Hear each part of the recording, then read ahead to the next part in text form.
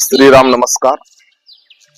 जर आपण नवीन घर एखाद्या जागेवरती बांधकाम करणार असणार तर ती जागा कशी आहे हे सुद्धा बघणे अतिशय महत्वाचे असतात. तर त्याच्यासाठी एक छोटा उपाय आहे. जागेचा जो मधला केंद्रबिंदू असतो त्याला ब्रह्मस्थान सुद्धा म्हणतात. तर अशा केंद्रस्थानामध्ये 2 फुटाचं लांबी, रुंदी, उंची सर्व 2 फूट खड्डा करायचा आणि तो खड्डा सायंकाळच्या वेळी परिपूर्ण पाण्याने भरून द्यायचा. रात्रभर तसंच राहू द्यायचं.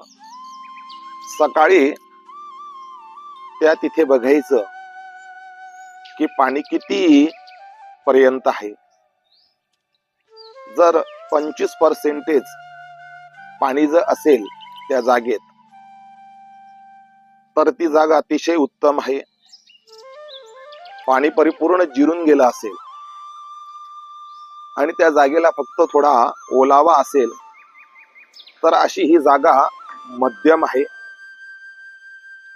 पाणी परिपूर्ण सुकून गेलं आणि त्या जागेला तडे पडून गेले असतील तर अशी ही जागा अतिशय कनिष्ठ आहे आणि त्या जागेमध्ये अनेक प्रकारचे दोष आहे.